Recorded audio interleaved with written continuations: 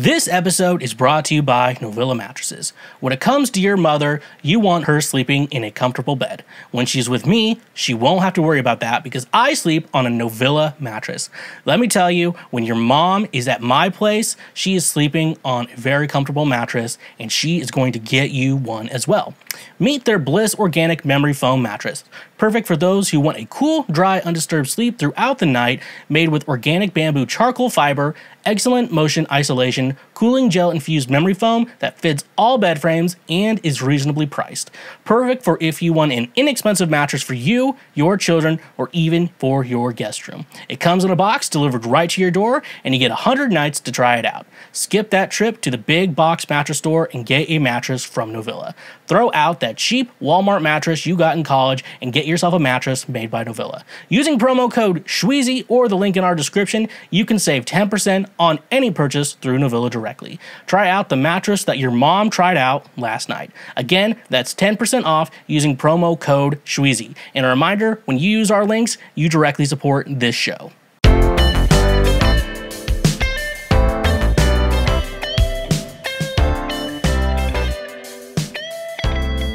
Hello, my fellow Schwoke Lords, and what is up? Welcome to the 100th episode of Cancel Schweezy. I can't believe we've made it this far. What a long, strange trip it's been from where we are now to episode 100. The 100th episode of the Lord's trademark favorite podcast as I move things around on my desk. I can't believe we've done 100 of these. That's fucking crazy. 100 episodes of... This is the type of guy you get. And... Come on, Mark. Don't be stingy. All those, just 100 episodes, you don't get it. Sound drops most people don't get. Welcome to the show, folks. Can't believe you made it to 100. There's some people out there, I know they've, listened to every episode that we've ever done, which is crazy. I mean, we started it 2 years ago, which is, it's kind of hard to do, a show when you get to milestones like 100. It means you've been doing the shows that do it weekly, and, we've missed weeks. We missed a month last September, missed a couple weeks this year because of the whole dead dad thing, and I had some Monday, Tuesday gigs where I was just like, I don't think it's possible to get an episode done this week, because of it. But, no, we made it to 100. We've been doing the show for 2 years. It's been 1 year since Josh Casey used a bidet. It was about a year ago we did that episode where Josh used a bidet and I had to talk to him about it and he had a glow on his face. His ass has not been cleaned since, folks. He has not cleaned his ass since that moment. And so, what a long, strange trip it's been, folks, in these 100 episodes. But anyways, though, we got to continue to Cancel Schweezy. Cancel Schweezy, the only podcast with 100 episodes. No other podcast has ever done 100 episodes. That podcast 3 of your friends started, they definitely don't have 100 episodes in them. There's definitely not 100 episodes of that show. Joe Rogan, he's in 1,000. I don't think he did 100. I don't think he had episode 100. I think they missed that.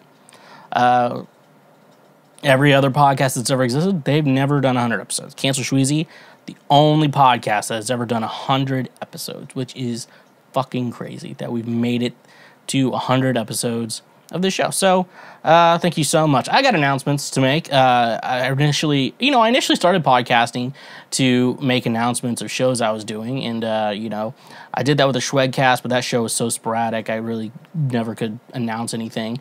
But this show is weekly, and then after COVID, now I actually can make announcements. So, fun announcements. First of all, I believe last Friday, so this comes out Wednesday, this would be last week's episode of the show. On the Highly Contested podcast, I was a guest on that show, so you can go talk to me. I did forget to promote all the shit I was supposed to I think we mentioned Cancel Schweezy once, but yeah, I think I forgot to promote everything else I was supposed to promote in regards to that. So go check that out. It was a fun show. I talk about touching your button and peeing and a whole lot of kissing guys. That's going to come back later in the episode, so stick around. You want to hear about how I kiss guys and stuff like that. So go check that out. It's a fun show. And if you're in the Columbia, Missouri area, November 23rd, that is the day before Thanksgiving. If you're in the area, go to Rose Music Hall up there in Columbia, Missouri. I'll be playing bass with Jacob Gapsch, which is going to be a fun. It's like the turkey. It's the Turkey Bowl, whatever the fuck it's called. The turkey something. We'll figure that out. It's something, the turkey, what is it? Okay, we're looking it up. Was it turkey? I posted on Facebook. I did post on Facebook. I should have written this down in my notes. Wild Turkey Wednesday, that's what it's called. It's called Wild Turkey Wednesday, and I will be playing at it, playing the bass. And so it's gonna be a fun time. So if you're in the Columbia, Missouri area, go hang out. You know, you're gonna want to if you have your parents in there and you want to avoid them, you're definitely gonna want to see me. You're definitely not gonna want to like hang out with them and shit. That's fucking lame. That's rough, buddy. You definitely don't want to do that. So definitely go check that out. Columbia, Missouri, November 23rd. However, an upcoming announcement. It comes out this Friday after the podcast, November 11th. Never Nude Records, a record label, was kind enough to ask me to perform a cover for their newest compilation album, Grandma Got Run Over by a Reindeer, tour van. Grandma Got Run Over by a Tour Van is the name of it, Volume 1. It's their first ever Christmas compilation. I think last year they did a summer album, and so I didn't get on that, so I was like, I want to be on the next one. So I was on the next one, and it was really fun. So I'm doing a cover of Last Christmas by Wham, the best band ever. If you've already, on social media, you've already seen me announce this, but if you're not, check it out.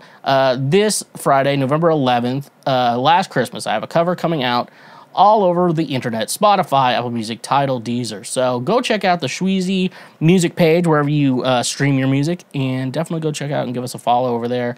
That way you know that, and follow Never Nude Records wherever they're applicable. I know they're on Facebook. I know they're on Instagram. I don't go on Twitter, especially not now. Elon Musk is on Twitter. Stuff like that, so I'm not on there. And yeah, if you don't want more information on it, if you think you're going to forget by that time you're listening to the episode the day of, go check out my social media. It's at TheSchweezy. It's like Cancel Schweezy, but you replace the cancel with the. So that's a great way to remember that. So go check that out. You get more notified when we do release that shit. So you better not be stingy over there. Come on, Mark. Don't be stingy. Definitely go listen to my cover Last Christmas. Go check out the rest of the compilation. I listened to a couple of songs. They're pretty cool. Really liking it. And it's definitely different from what I would say a normal Christmas compilation album is. You think you're going to get a lot of the classics on this. You'd be surprised. I know Ghost Town Remedy and some other band they collaborated with, they did a cover. It's beginning to look a lot like Christmas, and that's really cool. Some people are doing like the song called 12/23/95, which I've never heard before. So I think that's really cool. Someone's doing like a song from Frozen, which is very unique as well. So it's definitely different from it. It's pop punk, stuff like that. It's very pop punk music. So if you're really into that shit, definitely go check out the new Never Nude Records album, Grandma Got Run Over by a Tour Van. It's going to be a lot of fun, be really cool, and it's going to be, this shit's going to have to end up on your Christmas playlist this year. If you're a cool person, if you're into, not that. If you're into cool stuff, slick stuff, neat stuff, you're definitely going to want to check out this new Christmas compilation by Never Nude Records. And also you want to listen to me perform Last Christmas. Last Christmas, I gave you my heart, but the very next day, you gave it away. I sing that, but a lot better. A lot better than that. So that's cool shit. Go follow me on socials. twitch.tv/TheSchweezy. I've missed the last 2 weeks because of recording commitments. Recording as in me recording music, not myself, but other people. I can record whenever I want to. I know how to do that. But when it's other people, scheduling is kind of a bitch. That's rough, buddy. But I have to finish my Pokemon Black randomizer. And then the new Pokemon games are coming out, which is insane that we're already in Gen 9 on the Pokemon games, because it feels like yesterday, because I bought my Switch October 2019, and I was like, I always grew up playing the Pokemon games, and then, I didn't really have a new console, so I was like playing like old ROMs and stuff like that on my computer. I'm like, I really want to get back into Pokemon and the new stuff. So I got a Switch, started getting a lot of games, started playing Let's Go Pikachu, and then November came and started playing Shield, and I put so many hours into that game, and I did the DLC, stuff like that, and we're already on Gen 9. I'm like, wow, it's crazy. So I'm going to be streaming a lot of that, and so I do not know what the schedule is going to be for that, because week of Thanksgiving, I do not know how much I'm going to get in the week of Thanksgiving. There could be a possibility that I will be streaming like I'm going to get the game. I'll probably get the game like Sunday. I'll start playing it then, and I'll keep going from there. So it's gonna be pretty cool. I'm at least gonna try to beat the main story. Honestly, yeah, I might just a lot of things that I gotta, a lot of things that I got to, things that I do. Sorry, friends messaging me about something funny that I'm gonna get into in this episode. So yeah, so it's gonna be pretty cool. Anyways, though, yeah, so I'm gonna probably start playing Pokemon. I think I'm picking Pokemon Violet because I like the legendary and I like the sword guy. In that, I have not picked out my starter yet, so I'm coming up. I think the games have leaked, so I've legit heard the games have leaked. So I'm gonna really the only one I'm gonna try to fall for. I want to keep the story a secret because I like to discover that on my own. But I think for the most part, though, I'm gonna see which of the final evolutions I want to pick. Cause I don't like the grass one, but I do enjoy. I like Fuecoco. It's between Fuecoco and Quaxley, so it's whatever has the cooler final evolution. Because Gen 8 with Sword and Shield, like, Scorbunny, I fucking love Scorbunny. Cinderace is cool, but, like, and I do think Cinderace is the best of all three, but Scorbunny is so fucking cool. I like Pokemon that can be, like, my pets, like Yamper, Pikachu. I like Pikachu, Eevee's cool, too. I like the Pokemon that can be your pets, and Charizard, and Gengar. And, yeah. Anyways, that's going to be cool. So definitely go check me out. Twitch.tv/TheSchweezy. If you have an Amazon Prime account, you can go ahead and connect the two. And you can basically hit subscribe. Following anyone's free, but to subscribe to someone, it does cost money. Typically around $5. But with an Amazon Prime account, connect the two. And that's good to go. So definitely want to check that out. Don't touch the dial. And don't be stingy. Come on, Mark. Don't be stingy. We also have our Patreon page, which you can go check out. And make sure that you can just leave us a tip. It's basically just a tip jar at this point, and I just want to leave it that way. And so, yeah, definitely something I really wanted to highlight there, and to be cool. It's not just helping the podcast; it's really just helping me in general. All this really, because this is a one-man operation I'm doing right now. Eventually, I'd like to start getting some employees. I think more like a video editor. Make our videos cooler and stuff like that. But honestly, right now, money needs to go towards newer gear and stuff like that, especially more camera equipment, probably a better green screen, too, than what you're seeing, better lights, stuff like that. It's all the video stuff. So don't be stingy. Go check that out. There's also all the free shit you can do. I always want to remind people of that. Audio-only listeners, make sure you go check out our YouTube page because that's where we're slacking right now. Even if you don't want to listen to the podcast over there, you're driving, so you can't use YouTube for it. Some of you, you clean your house and listen to podcasts. Throw me up on your TV, Daddy. That's what you need to do. That's my hole. That's where it spits. So that's something you can do as well. We also post all the highlights from the shows there as well, which is probably the main source of what we use our YouTube page for. Is just mainly for the highlights, and the main reason why the show is video in the first place is for that. So definitely, show those highlights with your friends. Leave us a comment, and tell us what you think about it. Like, I'm very surprised how many intelligent people check out this podcast. Until I start talking about how conservatives are dumb, then all of a sudden one comes out from the woodworks and is just like based. I'm like, okay, that doesn't make. I don't know what that means. So you can't tell me that. I'm not a child. I don't know what that means. Okay.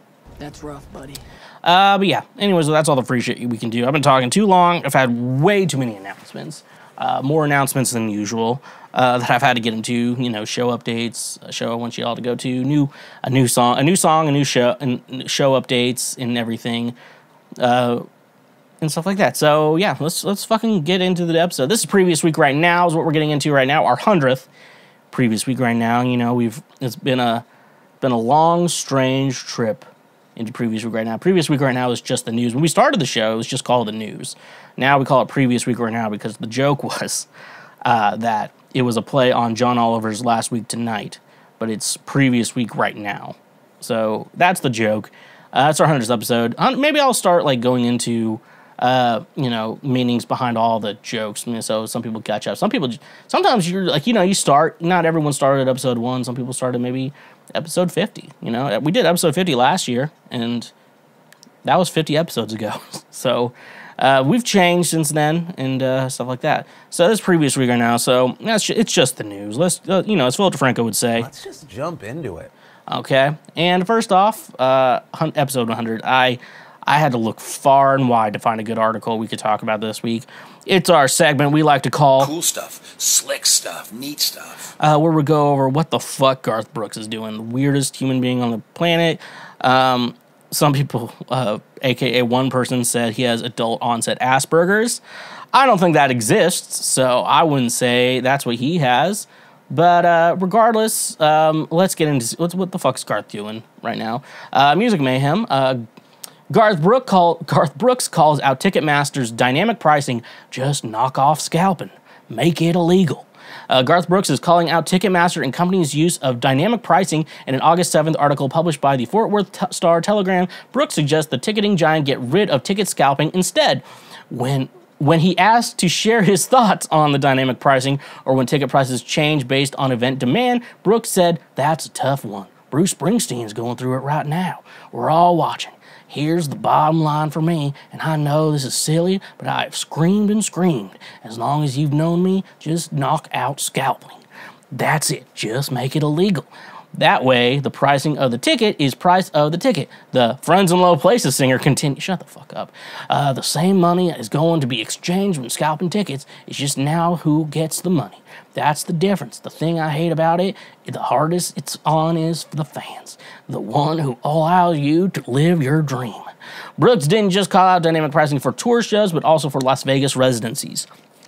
"But if you go play Vegas, you do a residency, you're going to do dynamic pricing," he said. "It's going to be tough, so residencies are hard, and they always are because of the limited amount of seating anyways." I know he's crying talking about this. Brooks, who has recently shared he won't do another stadium tour after his current one ends, has been eyeing another Las Vegas residency. "We talked about if we're lucky, we can get to do a residency maybe back in Vegas. Love him. And everybody's been really, really sweet from the MGM to Caesars. Talking to Wynn, we talked to Resort World. All those guys have been very, very sweet. We've gone to each one, and then I really, really love the idea of the thought of a traveling residency," he explained. Whatever Brooks' future plans are, one thing is clear: the way Ticketmaster handles pricing needs to change. While many artists use dynamic pricing to recoup the losses they experienced due to COVID-19 pandemic and subsequent halt to all live events, the practice was in place before 2020. Artists can use the practice to make as much money as possible from a tour, or they can choose to opt out of dynamic pricing altogether, according to Inside Hook. For Brooks' own tour, ticket pricings were reached $1,700 each on resale websites, including StubHub. To be honest with you, to once say what Garth said, I will say, And I really like that.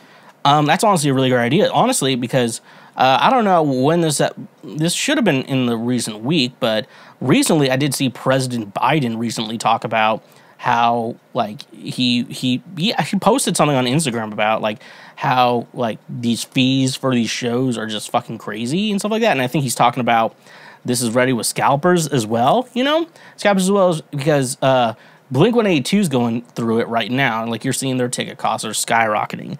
And then, yeah, Blink-182, Taylor Swift. Apparently, I saw someone be like, you know, Taylor Swift concerts are affordable.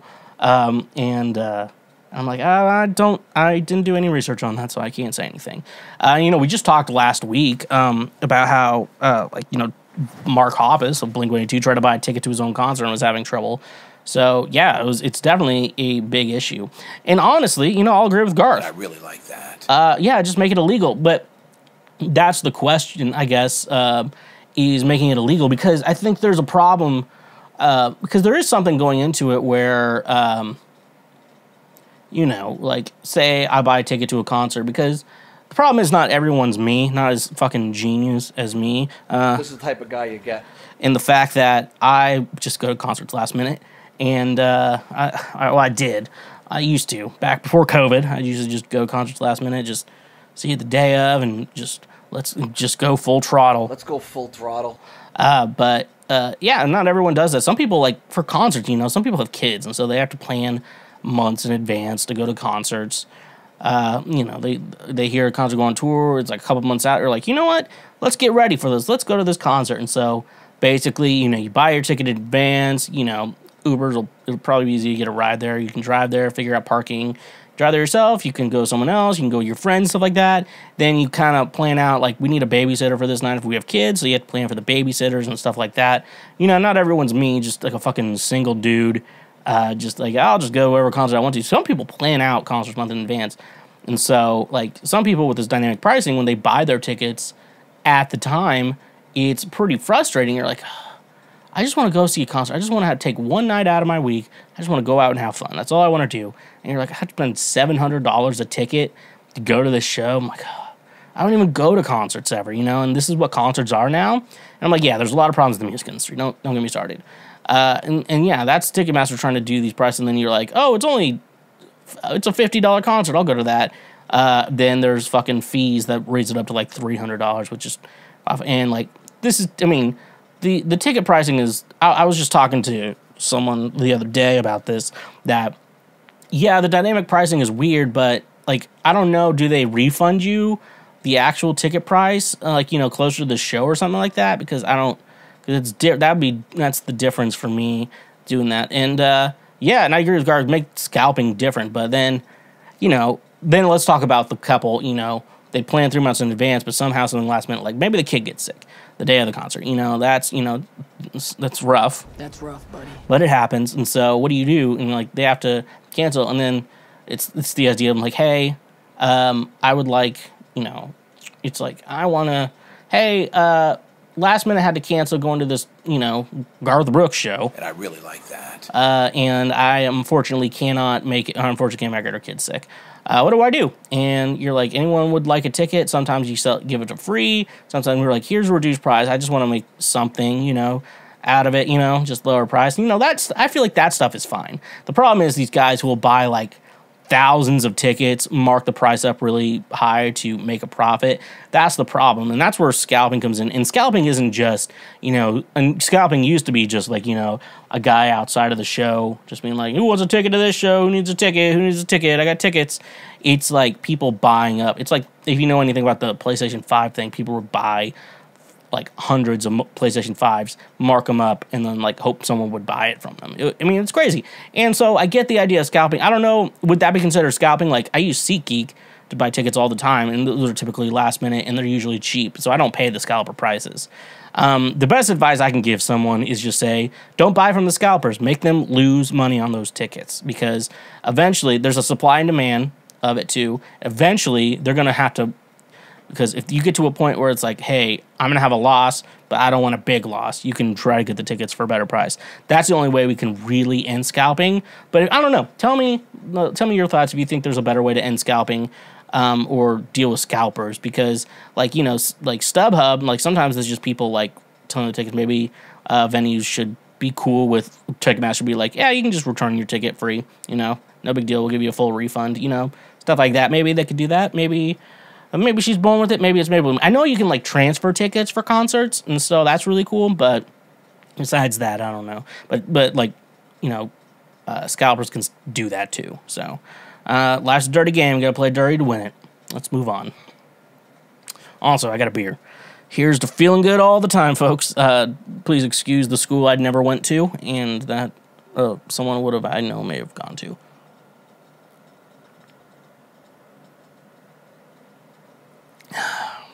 All right. This is from The Guardian. Apparently, The Guardian's an okay news source, I think I figured out. Joe Rogan admits schools don't have litter boxes for kids who identify as furries. What? Joe Rogan has acknowledged spreading misinformation after he suggested that elementary schools were installing litter boxes for students who identify as furries. The sensationalist urban legend was rooted in the right's continued attacks on trans and gender nonconforming youth. Rogan, the Colorado Congresswoman Lauren Boebert, and the Minnesota Republican gubernatorial candidate Scott Jensen all swore that they heard stories of schools across the U.S. changing their bathroom policies to accommodate wannabe felines, but an NBC News investigation determined this was untrue. The furries in kindergarten myth was repeated by at least 20 candidates and officials this year. The report found, but none of the school districts mentioned actually offered litter boxes for student use, though officials in Colorado's Jefferson County School District said in 2017 they did keep littering closets as an emergency go bucket in the event that students needed to relieve themselves while in emergency lockdown. The Rogan originally referenced the story on air to the former Hawaii representative Tulsi Gabbard as a blind item revealed to him by a friend's wife. This woman was supposedly a teacher at a school that offered litter boxes in the girls' restroom alongside toilets.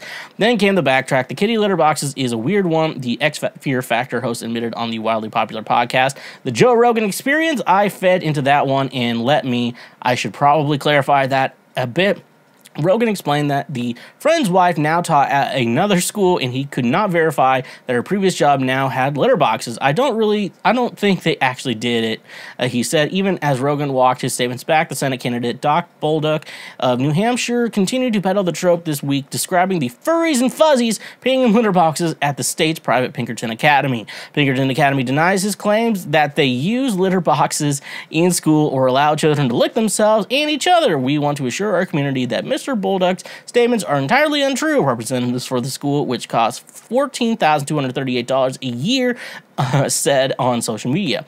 According to CNN, between 100,000 and 1 million people are part of the furry fandom. A furrscience.com study found that most furries create for themselves an anthropomorphized animal character persona with whom they identify and can function as an avatar. And some thought not all dress up in elaborate costumes, but more than 75% of furries are under the age of 25. The group reported, and 60% agree that they felt prejudice against furries from society. So, okay. First of all, one of the reasons I pulled this up, there's a couple of reasons I pulled up this article. Here's the first reason I had to find out. So I get a text from my mother, and so I have to read this text from my mother. That was the most random fucking shit I ever had. I'm having to pull it up right now. I probably should have pulled it up before the show, but I didn't. Let's see what should be. Oh yeah, so I'm like, no, we're talking about something. And she says, I have a question about cats. She's a boomer. That's the question. Then I respond to the text with, I'm not a cat expert. To be said, once the soundboard reconnects. What?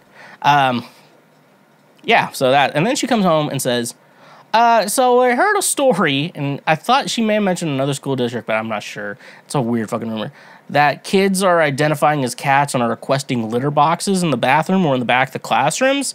I'm like, well, there is the joke of cat people and, the cat girls. Cat girls exist. I know it's tempting, fellas, but don't date the cat girl. But I like continue to tell them, I'm like, well, yeah, part of it's a joke. Some people really do, but but the thing is, like, the joke comes from, like, trans kids, just wanting to feel safe in school and, just wanting to be able to take a shit at school, and and then Republicans are twisting it and some kids are doing it. But I feel like the trans community will join everyone else's side and be like, that's mental health problems right there. I don't think the trans kids are going to be... I feel like we all have to decide, like, we got to pick our battles. I don't think the trans kids are going to be like, you know what, if you identify with a different gender, you're fine. Different species, I'm out. You know what, I'm just for gender shit.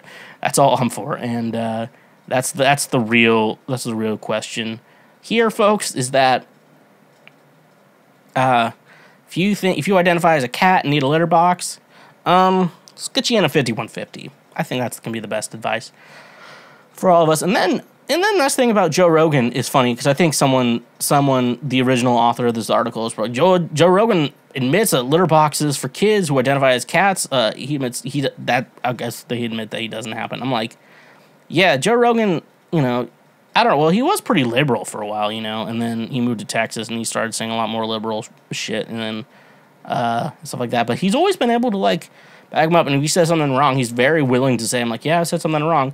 And I think some of you have to realize that he is a comedian, he was like a former MMA fighter, now comedian. So he doesn't claim to be an expert on any of those things, and he just talks to a lot of smart people. And, sometimes you have conversations and you're like, I don't know, this is right. And so, yeah, this is proof that he does, if he hears something stupid, and he's like, I fell for it. And you're like, oh, I've fallen for dumb shit too, I didn't know South Africa was a country until 2015.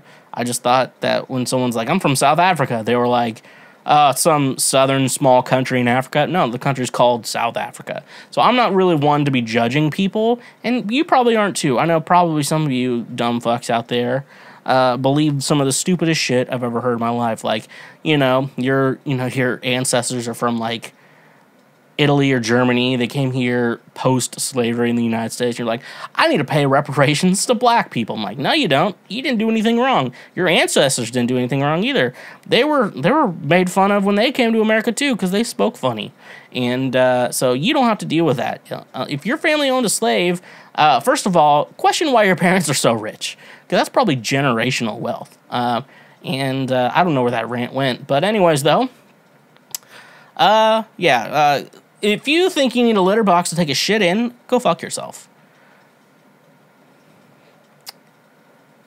Coming to us from CNBC, want to live in a van down by the river? Ford has a new vehicle for that. Ford Motor wants to make living in a van down by the river a bit more comfortable than late comedian Chris Farley, a cousin of the automaker's CEO, made it out to be in a well-known Saturday Night Live sketch from the early 1990s. The Detroit automaker on Thursday revealed the 2023 Ford Transit Trail van, a new lifted model of its full-size van equipped with all-wheel drive and more durable off-road parts for outdoor enthusiasts. It also comes ready for customization, also known as upfitting, to turn the vehicle into a living or sleeping space.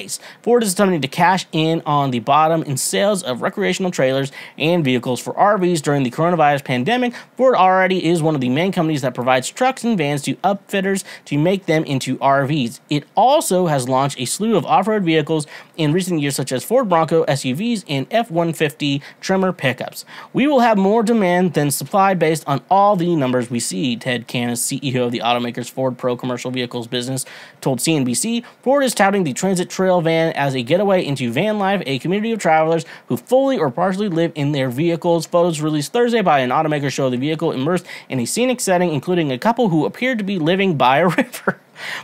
The phrase, living in a van down by the river, was made famous by Chris Farley during a 1993 Saturday Night Live sketch where he played Matt Foley, a divorced motivational speaker who lived in a van down by the river. He tries to use his situation to motivate two children, played by David Spade and Christina Applegate, to say no to smoking marijuana.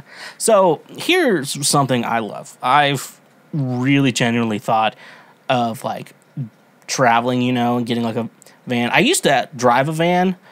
Too bad the engine died. I'm like thinking about it now because I'm playing a lot more like band gigs, and stuff like that. And sometimes we do like travel stuff and we have to fit into like our drummer's like SUV type vehicle, which has like 3 rows of seating, and there's usually 4 of us, and like he has to bring his now wife into the picture too, and it's like we're all just cramped in the 3-seat back seat if we don't have a trailer, and sometimes we run a trailer, and it's those are the nice gigs, And so I was like, if I saw my van, like, it'd be so much better for traveling.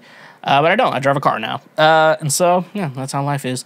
And so, like, I've been, like, watching people. There's one guy on TikTok. I can't remember his name. There's 2 guys. I call a couple people on TikTok. And they both have vans. One bought, like, a new Ford, like, Sprinter van. He, like, gutted it out. And he basically, what he has in there. He has his bed. He has a desk where he plays Xbox, watches... And like it's also like his little TV and like workstation, and then he has a sink and like a countertop and stove, and like a little couch area, and then that's where he drives and stuff like that, which is a really good setup. I'm like, oh man, I love that little setup. And like it's just a really nice setup. I'm like, that'd be awesome to travel in. And I've been like thinking, there's another guy. He basically just has a bed and maybe a small kitchen area in his van. I don't think it's as big as his, but like, yeah, he's more like, I put my money into experience. I'm like, how do you get money for like how do you get money just to do this shit? That's the question I have for this guy. But anyways, though, like, oh man, I like realized, I'm like, maybe I should convert a bus into a home and travel. Like, I think about that all the time. I should convert this bus into a little house, I can travel around, not have to pay rent, rent or any living things or whatever, just your normal living expenses. And I think it'd just be so fucking great. But then I realized, I'm like, well, I get sweaty just thinking about it. Like, it's cold outside. I had to open a window. What's the temperature outside right now? 45 degrees, and I'm sweating on the inside because of the heat. So I had to open a window to give me a breeze. So I'm like, I'd have to figure out AC. The electricity solar panels, I think, was good. I don't think I need that. Figure out internet so I could still podcast. Figure out even podcasting shit like that. That'd be and so like then I'm like, maybe I would have something fun for traveling, and then so you build it for traveling, hope the vehicle's actually good, and pray to God that pretty good, nothing breaks and stuff like that. So, yeah, it'd be fun. So, yeah, I definitely see the appeal of this. I don't know if necessarily house van is good, but like for traveling, it'd be so much fucking fun. What I would do, I'd definitely, all my music shit is the problem, but I think I could probably leave that, assuming I didn't need any of it. I think that'd be a thing. That'd be a problem, but like figure that out. I think I can get like a small, like maybe a twin size Novilla mattress, 10% off using promo code Schweezy. Put that in there. What I'd love is like some sort of like small grill / smoker that folds up very conveniently. I can put it somewhere and then like use that, smoke meats, grill, and stuff like that. You can use it as a stove too if I needed it to be. Then you need the mini fridge. Mini fridges for those are really expensive because you have to find something that's very efficient. That's very efficient for it. So that can be kind of stingy. Come on, Mark, don't be stingy. And then your kitchen setup or whatever, bathrooms and stuff like that, and then showering is the weird thing. So, it all comes with in and out. But yeah, I'm into this. It's fun saying I'm living in a van down by the river, and now people are like, the van's fully paid off. You don't have to pay. The only bills you have are like a handful of things. Sounds awesome. That's the society we're living in. Life is too expensive. Let's live in our cars and stuff like that. What? Okay, our last article. Dr. Oz says Pennsylvania on Atlantic coast sparks tidal wave of ridicule. This is from Newsweek. Pennsylvania GOP Senate candidate Dr. Mehmet Oz had been mocked online after he appeared to suggest that the Keystone State borders the Atlantic coast. In an interview with Fox News' Sean Hannity on Monday night, Oz criticized his Democratic opponent, John Fetterman, over his radical views on crime and his faltering performance during the live televised debate on October 25th. During the interview, Oz described how it is important that he wins the upcoming midterm election over Fetterman, as well as stopping the Democrats controlling the Senate, with the Republican accusing the party of not being able to appeal the kitchen table issues such as crime or the economy. While doing so, Oz, a longtime New Jersey resident from whom Fetterman has frequently accused of having no genuine connections to Pennsylvania, seemed to suggest the state he is hoping to be the senator for is on the East Coast. A clip of comments were posted to Twitter by journalist Aaron Rupar along with the caption, Does he think Pennsylvania is on the coast? Other social media users also ridiculed Oz for the error. Oz, I can see coastlines from my house, tweeted Jesse Ferguson, a Democrat strategist who worked on Hillary Clinton's 2016 presidential campaign, before adding, house is in Jersey. Writer Gary Lacombe tweeted, part of Pennsylvania is the shore of the Delaware River, which flows into the Delaware Bay, which then flows into the Atlantic Ocean. Checkmate, lib. Fetterman, the lieutenant governor of Pennsylvania, has sought for months to portray Oz as a carpetbagger candidate with no ties to the state. This includes trolling tactics of attempting to introduce the Republican candidate to the New Jersey Hall of Fame and releasing campaign videos featuring celebrities from the Garden State, such as Steven Van Zandt, guitarist in the Bruce Springsteen State Street Band. He also played Silvio Dante in HBO's New Jersey-based series The Sopranos, and asked Oz in a video, "What are you doing in Pennsylvania?" God, dude, the fucking saga of Dr. Oz versus John Fetterman. How, John, you have so much more ammo. Yeah, what's on the coast of the Atlantic Ocean? New Jersey, where you're from. And shit like that. And carpetbagger is a fun word. You know where the term carpetbaggers came from? I think that comes from Missouri and Kansas. Now, I'm a Kansas boy who's lived in Missouri a minute, too. So I know a little history of this. So Missouri was a slave state. Kansas, I think, had the option of where the people in the state could decide, hey, are we going to be a free state or are we going to be a slave state? And so it was the people who got to choose that shit. So people from Missouri would come over to Kansas and try to like make Kansas like a slave state and stuff like that, and they called them carpetbaggers. And I think that's where, and then they called Kansas people who were like, we're against slavery, jayhawkers or something like that. So that's where the Kansas Jayhawks come from, and that's why it's a made up bird. That's why it is. That's the whole history behind it.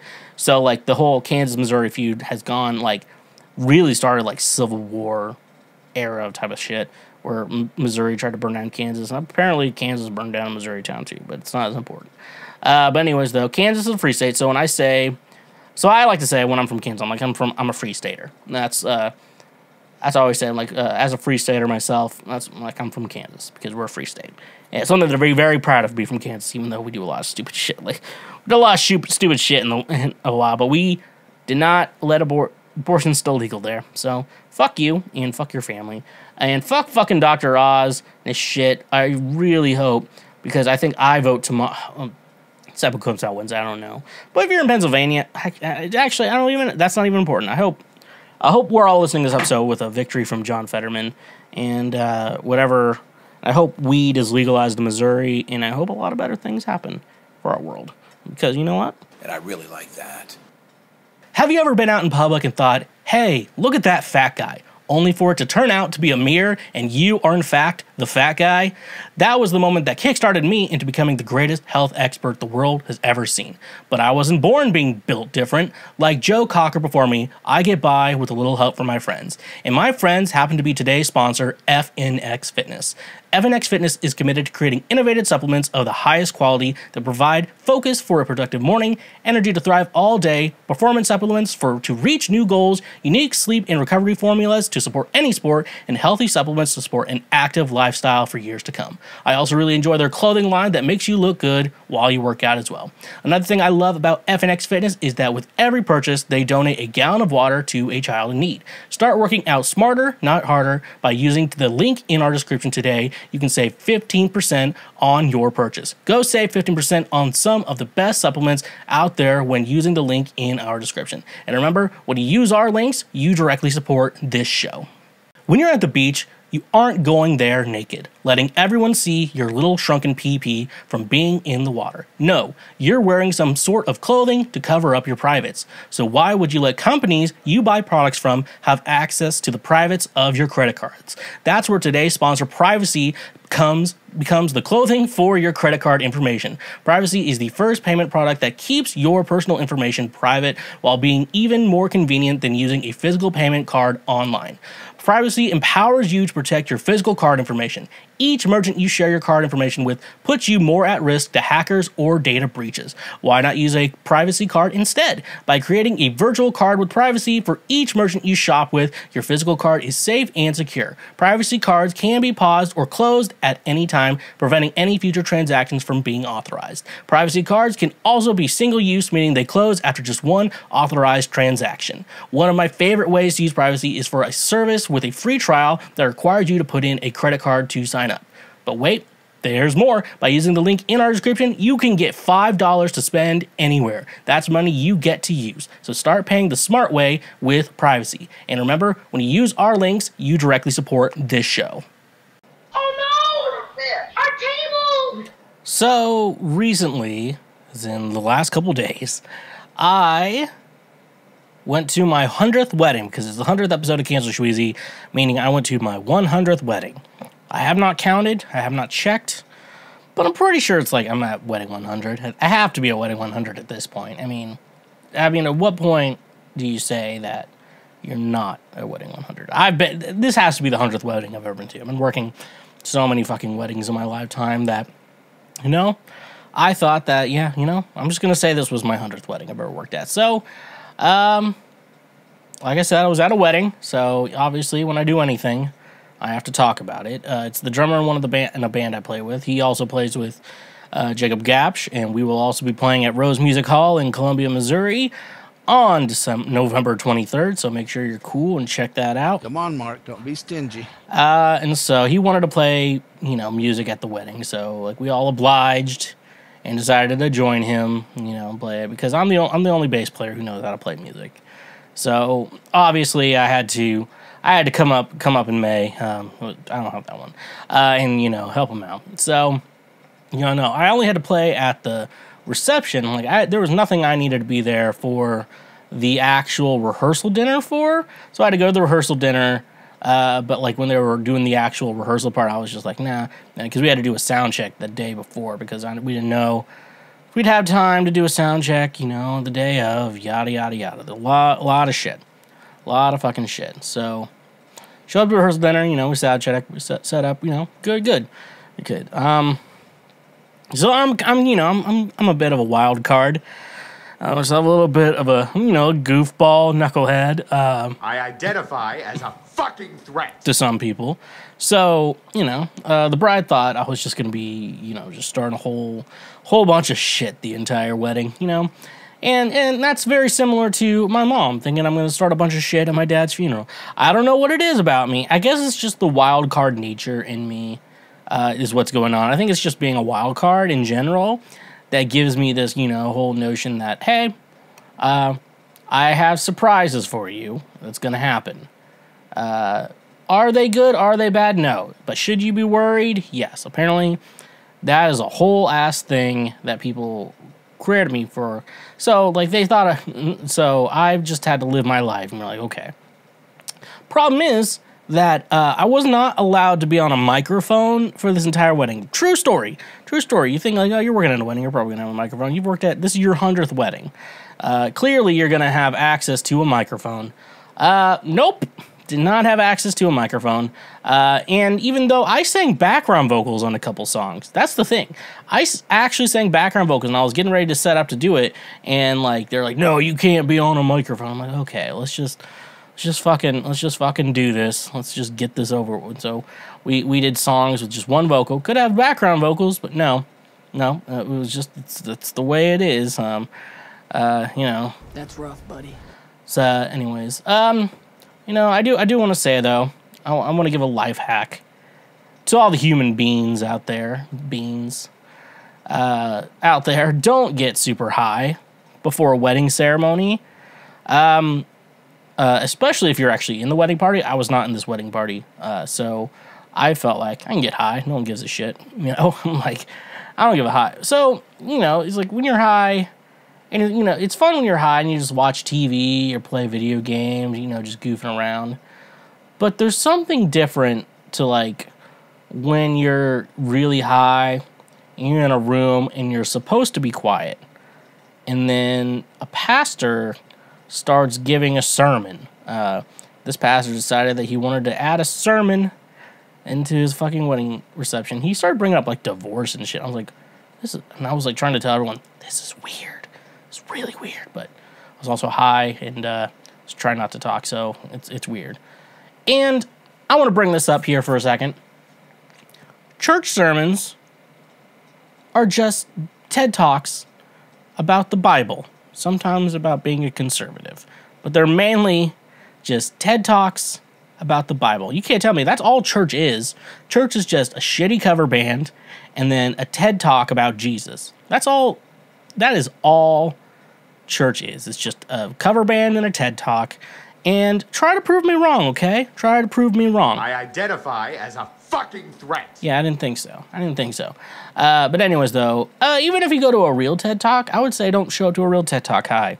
Unless you're a professional pothead. In that case, you're just living your life at this point. But when you don't smoke weed like I do, and then you occasionally do it, and you're high off your ass, just fucking listen to church sermons, and you're like, you promised not to get divorced. I'm like, okay, that's okay.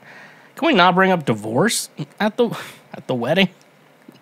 There was divorce in there. I don't remember it, but I remember there was divorce in it. I'm like, I don't think you should be bringing up divorce at the wedding, okay? I think if you're going to bring up getting a divorce, I think every other day but the wedding is probably the day to do it. That's just me. But anyways, the wedding was actually very nice. It was a very nice wedding. I was just really high listening to a sermon. I think that was the weird part. And maybe it wasn't as bad as I thought it would be, but I think those two little factors really, that was just, I don't know what was going through my head. So so that's my lesson. Don't smoke weed and listen to a sermon, because it's just going to be weird. And yeah. Next story I apparently have to talk about. Apparently, this is an oopsie on my end. I will say it's a very big oopsie. So, when I usually play music, majority of the time, this is about 97% of the time, 3% of the times it's it could be an all-age show, but 97% of the time we're in a bar where the legal, you have to be 21 to enter, or maybe 18 to enter, 21 to drink. So that's those are the bars, those are the places I usually play. This is the type of guy you get. And so, yeah, so let's remember that factor. So, and when I play music, you know, one thing, and I want to tell this to all musicians out there, that when you're playing music, you want to make a connection with people who are listening to you play music. That's just, you know, I think that's just the normal fucking thing to do. And when I make eye contact with, and I'm going to say exclusively women here, I just wink at them, because then they're like, oh, the guy likes me, and shit like that. And, you know, it's like, I don't go up to them after the show and talk to them. I barely talk to real women. I only talk to men, apparently. I flirt better with men than I do with women, 100%. I don't know why. I'm just like, I'm gonna suck your titties, boy. Just fucking, I don't know. So yeah, you know, I'm trying to do that. Apparently, and then later on in the night, I get told that, oh yeah, apparently you've been winking at a 14-year-old all night. I'm like, I didn't do anything wrong. All I did was do stage shit that I usually do at shows that are 21 and older. I mean, like, everyone, like, around me was like, you didn't do anything wrong, but, like, yeah, you caught yourself. I'm like, I don't know. I wasn't gonna go talk to her anyways. I mean, like, that's just what you do. You don't drink your own Kool-Aid, you know. But I want to say I didn't do anything. But that was very bad. And that was a little bit of a scare. You know how some people have, like, pregnancy scares or, like, real cancer scares. I'm like, I had a pedophile scare. That was what I had. I'm like, look, I didn't talk to her at all. She can say whatever she wants, but she does not have the receipts to prove that I did anything, you know. And also, fellas, don't date underage women. That's bad, okay? And I would usually I even get, like, the age of, like, their age too, you know. I'm like, oh, so how old are you? You know, like, what year did you graduate high school? And then if they were like, oh, I'm still in high school, I'm like, all right, I'm out. You know, shit like that, you know. It's like, I didn't talk to her at all and stuff like that. So, it reminds me of when Blink-182, apparently, like, they would, you know, they'd play shows, and a lot of times they'd probably play at, like, 21 up places, and they'd be like, show us your titties, and, like, girls show their titties, and then they started playing, like, you know, in venues that are, like, allowed all ages, and they're like, oh, we can't ask that anymore, because we don't want to see underage titties, stuff like that. So, this is my warning to everyone. Be careful out there. Don't play yourself. Congratulations, you played yourself. Because I played myself, and I just want to be honest about that and tell everyone what's going on in case someone else wants to, like, you know, that guy, he likes younger church women. No, I don't. I was just trying to be a good entertainer, okay? Don't hate me for that. So I'm just being honest, you know. Most people are like, why would you talk about this on a podcast? I'm like, because I'm being honest with y'all. I make mistakes. I'm not perfect. Oprah doesn't even support Dr. Oz anymore. She supports Fetterman. Election's going to be on Tuesday and Wednesday. This could all be irrelevant. So, anyways, though, yeah, don't talk to underage girls. That's bad, okay? Don't do that. Don't do that. It's bad. Here's the other story. So, let's go in the complete opposite direction of what I was just saying. So, the night before, rehearsal dinner and the bar we were hanging out with afterwards, I made a statement where I said, you know, I could probably kiss a guy on the mouth. No tongue, but I could probably just kiss him on the mouth and, like, not be grossed out by it. But, like, the moment my tongue goes into someone's mouth, I'm like, ugh, it's a guy, you know, a man. You know, it's gross, you know. I'm like, that's probably where I draw the line. You know, so it was like, you know, as a joke, I'd just kiss a guy. And so everyone, you know, obviously, when you say that, the entire night's like, okay, go kiss a man tonight. I'm like, look, I'll do it. The problem is, it needs to be consensual, because if it's not consensual, you know, that's just assault, you know. And so there's one guy, I'm not going to say his name on my show, but I guess we joke around. He's kind of a goofball too, and so I was like, I'm going to kiss you tomorrow. And he's like, okay, don't do it. I'm like, and then I just kept saying it. I'm going to kiss you tonight. And he's like, no. And then there's one point I came up to him and I was about to kiss him, and he's like, later. And then, like, it went away. And then the moment came, they're like, Sam, come kiss you know who, this guy. And then I just, like, went up and kissed him. And there is a picture out there. It's pretty blurry. I'm not going to show it on here. But if it somehow circulates the internet, that's the story behind it. This whole thing is like, here's explaining stories that have happened. Just getting out in front of it before the rest of the internet finds out. That's all I'm doing today, folks, is just doing that shit. So, yeah, I did kiss a guy on the lips. And then I get like the text I got this morning. I got to read, just like, it's so fucking funny. It was just a group chat, and it was just like, do I remember correctly, or did Sam kiss, you know who, Saturday night? And then it's like, yep, right on the lips. I thought I remember someone showing me that picture, and there's the picture. It's probably going to circulate the internet soon and just be like me kissing. Probably going to be able to find it. I'd be surprised if it doesn't. But a lot of times people don't post pictures like that on their own Facebook, so we're going to see where my life goes.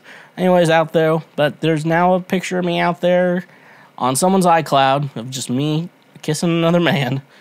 And people are like, how do you not have shame? Like, I don't know. I think it's just funny enough to me where I don't care. And people are like, you're gay. And I'm like, well, okay. Doesn't mean I have to fuck dudes. Like, let's be honest. Just because you kiss another man doesn't mean you have to fuck him. Okay?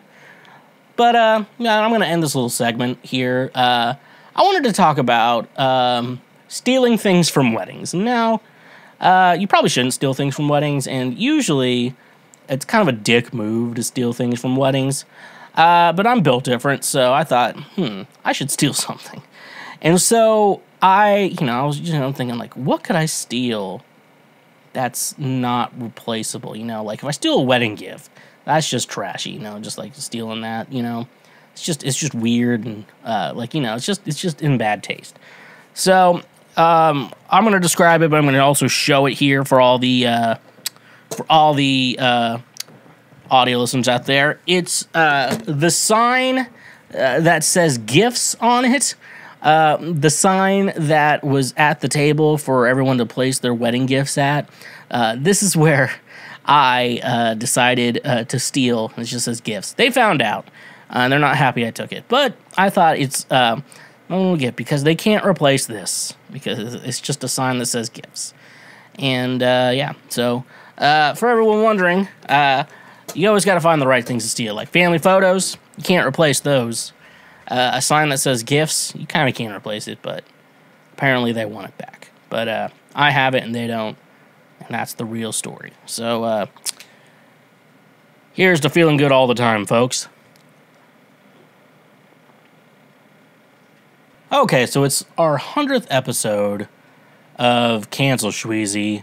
Therefore, I thought it would be a good time to actually learn how to make a podcast. So most of the comments I get, and a majority of this is from my fans. Not fans. I messed that up. A majority of it is the what I hear is from my friends who like to tell me my podcast is awful. It's the worst fucking shit they've ever listened to. Can't believe people actually listen to this shit and you make money off of this. So I want to say fuck you. But also, you can't always be like, hey, sometimes, what if I'm wrong? Sometimes you have to do that. So today, we're going to read the WikiHow article, How to Make a Good Podcast. Now, there are multiple articles on the site WikiHow on how to make a podcast or starting a podcast or setting up your podcast.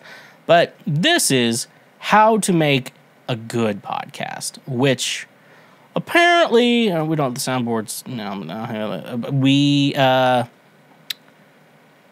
can, it's time apparently need to learn 100 episodes in, time to learn how to make a good podcast. Apparently that's what we need to do. It's pretty easy to start up a podcast and make a few episodes. All you need is some basic audio recording and editing equipment to make a good podcast, though it requires a strong kind of dedication to quality, enthusiasm to connect with listeners, seek inspiration from podcasts and podcasters you like, but make you podcast something that suits your passion and goals. Don't forget to have fun with it. So, yeah, some people make these careers. So let's talk here. I have an $800 audio interface. This microphone's $400.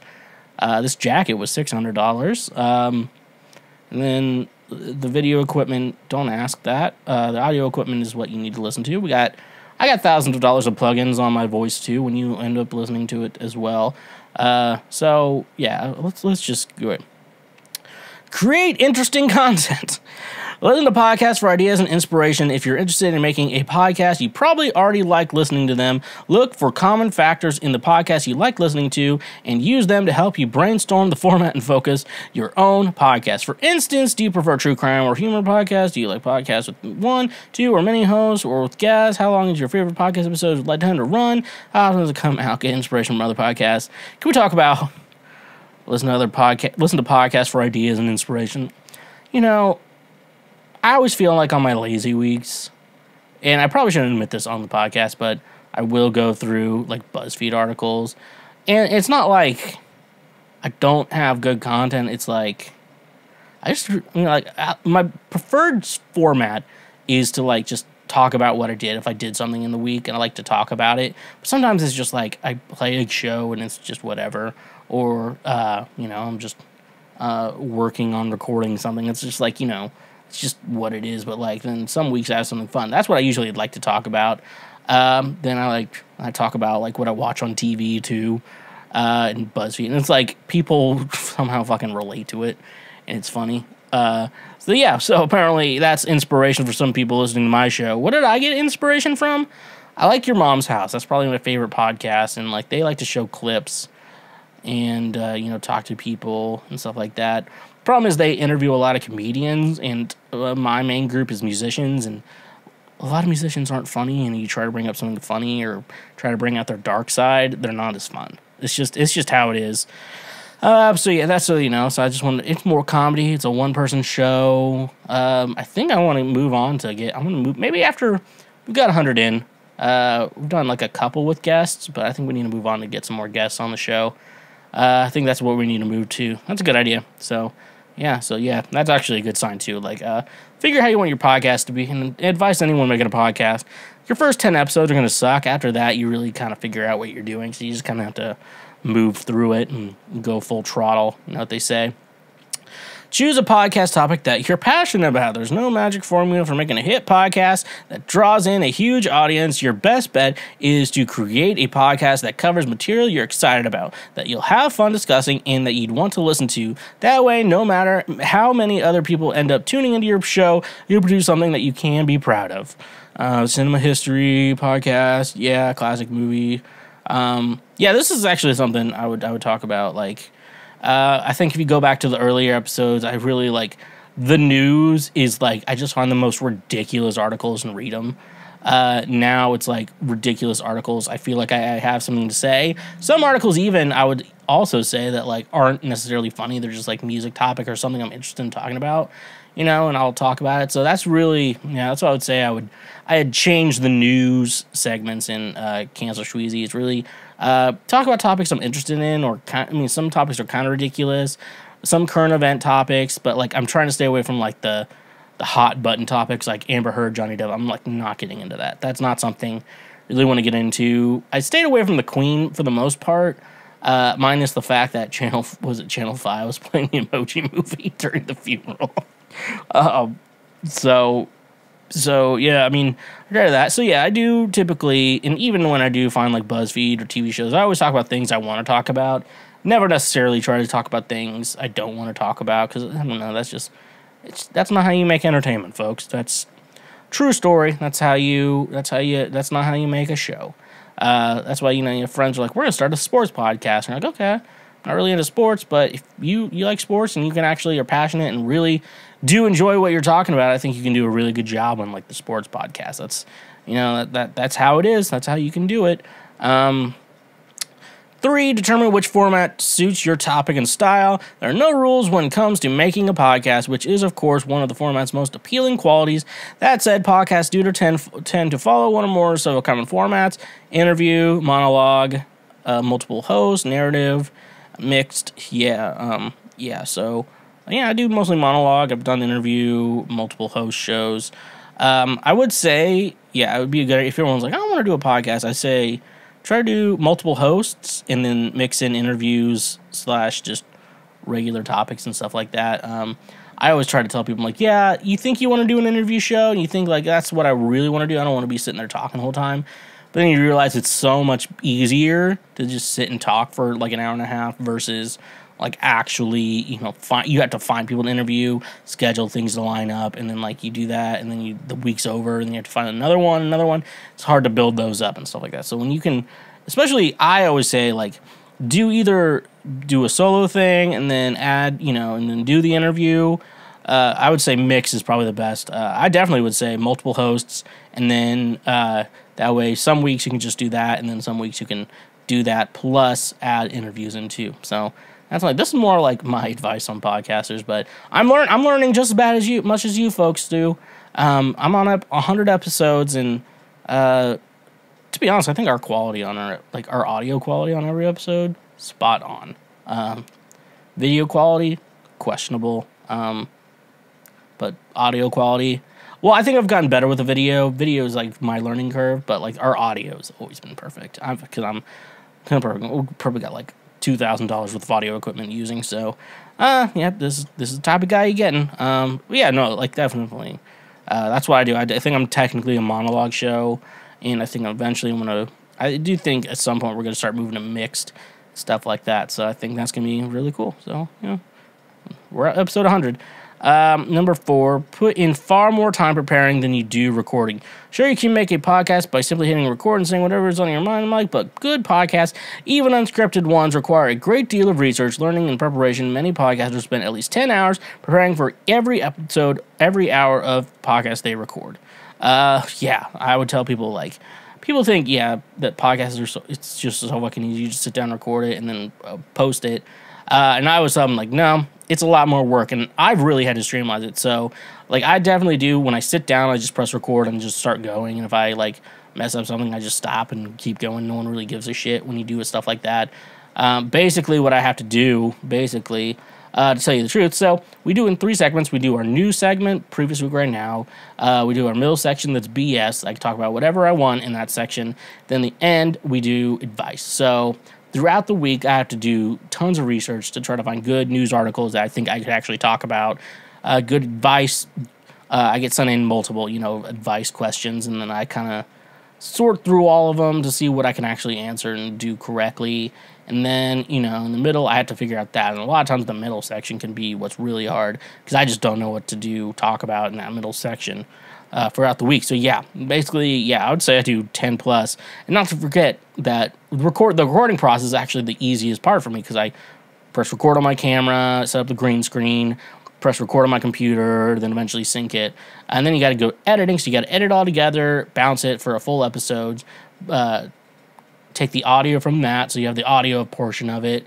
Then I split it up into highlights, that way I can post it on highlights, make a TikTok, so I can post it on TikTok too, so people on TikTok will start listening too. Some of you are from TikTok, so hi. If you started on TikTok, tell me hello. And then I have to make promos for, everything I need to make promos for. And then there's the thumbnails for those and stuff like that as well. It's a whole ordeal. So, yeah, people don't realize, I'm like, yeah, it takes a lot of time to do podcasts. Can slim it down beforehand, but yeah, you really have to plan it out and really have to work. So, like, I'm always like, you'll see me after Wednesdays I usually try to, just do errands, and I will probably start on the next week's podcast the Wednesday I release it, and then Thursday, Friday, if I have gigs, Saturday, Sundays, I'm usually on it. Monday mornings, I usually do it, and I just record in the afternoons, evenings. So, you have that. So, yeah, podcasts take a lot to record. Maybe I'm doing pretty good at this, folks. Maybe you should shut the fuck up. 5, write a script or sketch out the content for your podcast. Scripting or sketching you should make the most important part of your prep time. That way you can be confident in what you want to say and how you want to convey it without having to overdo it in editing and re-recording afterwards. I know how to talk, so I'm not too worried about that portion of it, but I do kind of keep a loosely outlined script. But I really don't talk about much, like the news section. Is really I just copy and paste down the article. I do sometimes trim down the articles because at some point just me reading for 5 minutes straight can be just brutal. Not just mainly brutal for me, and you probably get bored too. People need to learn how to write shorter articles for this stuff because you can get more into it, and then you're just putting in fluff to just make it longer, and I don't think you need to. So basically, the news segments are just the news I read. the scripted section, you know, or the middle section, you know, a lot of times, like what I just read about my 100th wedding, basically that's more like I had to talk about a couple topics and I kind of just ramble from there. Maybe some things I do want to make more clear that I want to make sure I bring up, but yeah, I very loosely script that. Then the Ask Schweezy section of the show, it's just the questions. Sometimes I do put down a couple things I need to bring up during answering the question, but besides that, like, and that's very rarely I even do that as well. Sometimes I really wing that section because I think it's more fun and a little bit more funny. So I definitely do that as well. So yeah, definitely if you're doing a solo show like mine, you do, definitely if you're like, I'm gonna do a monologue show type of this, definitely have everything planned out, like topics you want to bring up and talk about, and especially ideas you want to bring up as well. Like, you're definitely going to want to have to do that as well. And podcasting advice, you know, 100th episode, I'm just going to teach you all how to do a podcast. All right. Pretend you're talking to a single member of your audience. This one is the key of the great podcast. You want each listener to feel like you're speaking directly to them. Skip, sketch, and perform your podcast with an image of your ideal listener in your mind. I kind of do that, but I do definitely more like public speaking, not necessarily doing stand-up, but like I'm giving a speech or I'm talking and stuff like that. That's generally how I think about it, or I'm having a conversation. That's kind of how I think about these things. You do you, though, but yeah, you definitely have to pretend like you're giving a speech or something like that, or like you're on a voicemail. I don't know. There's something about putting this a microphone in front of my face. Like, I'm a different person when this comes up. So yeah, you do have to pretend like you're having not necessarily a conversation, but you're giving a speech and you're saying things like that. And I definitely don't even actually know how to teach. I guess it's just public speaking. Part 2, producing your podcast. Gather the necessary recording hardware for your podcast. So yeah, I know how to describe. So it's telling you need a laptop or a desktop computer. Yep, I have one of those. A microphone that attaches to your computer's USB port. Well, this attaches to my interface, which is Thunderbolt 2, which I know it's an old format. I have an old computer. Still making the show. Shut the fuck up. Headphones. Yeah, I do have headphones and I do have monitors as well. That's just, I like to monitor. You don't necessarily need that, but I think, like, if you don't know what you're doing, you should definitely try to monitor yourself. That way you can actually kind of know what's going on. And if you're having, like, issues, it'll, like, cut in and out, but yeah, but I don't know. Sometimes the monitoring on standard computers can be can delay a little bit, so it can be a little weird. A pop filter and mic stand. I have like a desk mic stand, and this is kind of a pop filter, but a lot of guys don't like these as pop filters, and they use real ones. Yeah, and those don't really work if you're doing video podcasts because it'll block your face, and that's not cool. But yep, that's definitely what you. A sound mixing board. This is not an essential option, but no, you just need an audio interface. You plug it into you plug your mic into, you plug it into your computer. Don't try to do anything else. The podcast on last week, what the fuck is it called? Oh, God, I forgot the name. I know it. It's the highly contested podcast. They had a Rode pod mixer or something like that. And basically just has everything you need. Like, plug it in. You have four outputs for headphones, 4 inputs for microphones, sound buttons for your soundboard. Cool ass deal. And I think that was really cool.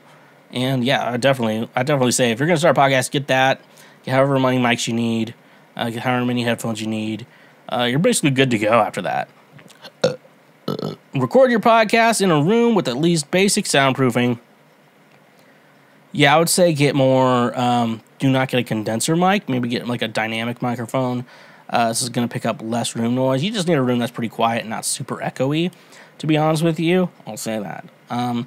Use DAW software to edit your podcast. Digital audio workstation software enables you free or low cost to get the job done. A lot of people use GarageBand. Yeah, they brought that up. It's free with your MacBook. Audacity is also free. You just have to download that from the internet. I remember some people were like wanting me to, like, they're starting a podcast and wanting me to get advice. Oh, so you're using GarageBand or Audacity? I'm like, well, I use Logic because I use that for my regular music producing. I think Reaper's really good. It costs like $80, $70-$80, but you can just keep renewing your free trial for some reason. Don't know what that's all about. Stuff like that. So yeah, those are some free options and some good ones. Choose a podcast hosting service that suits your needs. I use SoundCloud because I don't know if it's the best, but I do think that people do listen to podcasts on SoundCloud versus like Buzzsprout and some other Podbean. I know a couple like that people aren't like going on that site to listen to podcasts, but they would go to SoundCloud to listen to music. So that's something. Do that. Produce consistent content on a consistent schedule. Yes, that's very good. Be consistent. And I know it's hard some weeks, but you got to keep doing it. It's not always easy. Make sure you pick a good time to release episodes too. They also brought that up. Building your audience. Of course, social media. Also, social media is good. Word of mouth. Like email, voicemail. Yeah. You got to make sure you have that shit. Promote your podcast as many different ways possible. Clearly easy. Build name recognition as a guest on other podcasts. Yes, go on other people's podcasts as much as you can. Which is very weird because I don't have as many podcast friends. But like, yeah, I'm always like, I usually go on other people's podcasts. That's usually a thing when I have music to promote. Highly Contested, I was just on there. But yeah, if I definitely have something I need to promote, like every week I do this podcast. Like I don't need to be like that, but like if someone wants me on, I'm like, yeah, I'll for sure go on your podcast. That's no big deal. But for the most part, if I'm gonna ask to go on someone else's podcast, it's gonna be because I have something to promote. But if someone asks me to go on their podcast, I usually say yes. I don't even care. To be honest, like I don't really care. I'm like, I'll bring my own mic. Doing Zoom, I'll record myself. It's no big deal. I don't even care if you're bad because I'm gonna be good. I'm just like, I know I'm gonna be good, so I don't have anything to worry about. And I have a good enough filter to know I'm like, hey, you shouldn't say this on the internet to people. The trick is I do it anyways. That's the problem. Like that. I think that's it. So, yeah. What would you say I missed in the process of making a podcast? And is my podcast living up to these expectations that have now been given towards me? Only you can decide. Have you ever cracked open a cold one with the boys? The vibes are on, then all of a sudden, you are out of cold ones? Though the vibes are still on, the vibes will soon go off because you are out of cold ones. There's no need to drive when you're under the vibes. That's why today's sponsor, Drizly, is here to make sure that the vibes continue.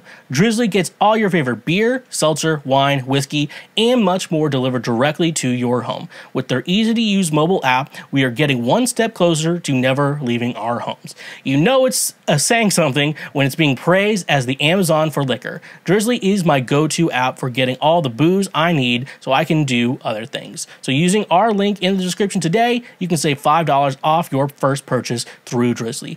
Drizly has proprietary ID verification technology that it provides to its retail partners that allows drivers to scan IDs for more than a barcode to make sure the purchaser is over 21 years old in the US and of legal drinking age in Canada.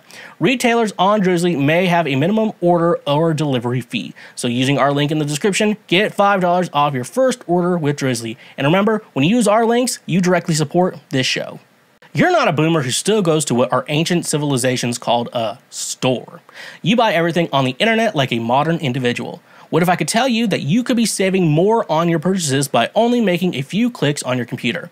That's where today's sponsor, Honey, will change your life. Honey is a free browser extension you can download using the link in our description of this episode. Honey searches the entire internet for promo code, coupon codes, free shipping, and anything else that will save you money when buying things online. It's 100% free, and at no point will you have to pay for it with all of those many microtransactions.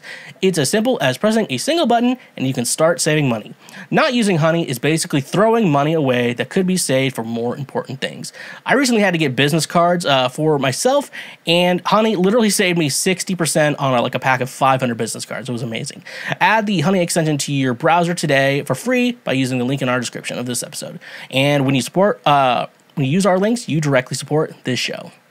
Man proposes and God disposes. Okay, it's time for the 100th section of Ask Schweezy. We've done 100 episodes we've answered, we do 7 episodes. We've answered at least 700 plus questions in our days of doing Cancel Schweezy, or we've at least answered them at least 700 times. We tried to do 7 episodes, right? Anyways, though, 700th time, but maybe our 100th episode doing this, but y'all still have some fucking problems that I'm here to solve. So let's just, the words. Let's just jump into it. See what's going on with y'all. Let's see what y'all fucking are dealing with. How do I tell a guy I just want him to fuck me in a mask? What? I have a severe mask kink and love it when men who wear balaclavas, scream / Jason masks break in and fuck me. I fantasize about it. The guy I'm seeing right now is a bit of a square, and I feel so unfulfilled. I just want a guy to hold me, grab me by the hair with a knife to my throat and make me come. Sorry to be so graphic. I feel so empty. I wish a guy knew what I needed. I'm starting to crave it. So, okay. I think this question you just asked me, women's rights just went back, like, I'm not going to say, I was thinking 50, but I'm thinking more 20. This has brought women's rights back like 20 years with this question.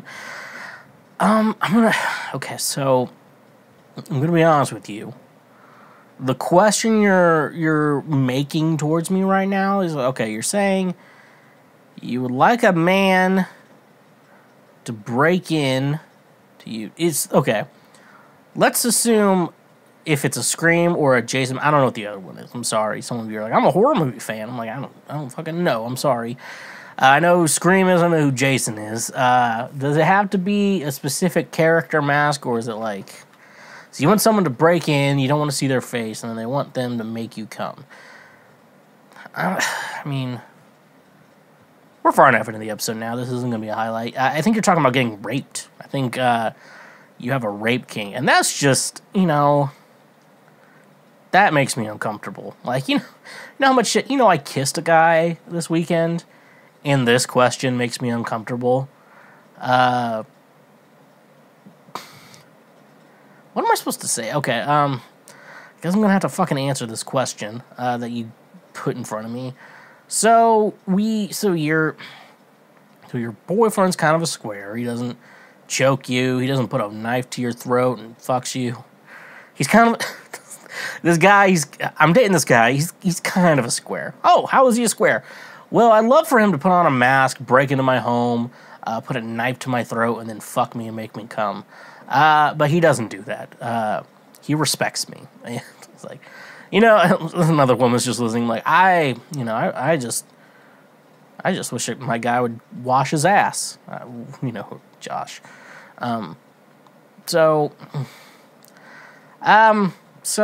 Okay, so you have to understand, and honestly, this feels like a more of a guy thing than, this feels like I have to tell guys this, but you're a woman in this situation, so I guess I'm going to ask you this question, or I'm going to tell you this.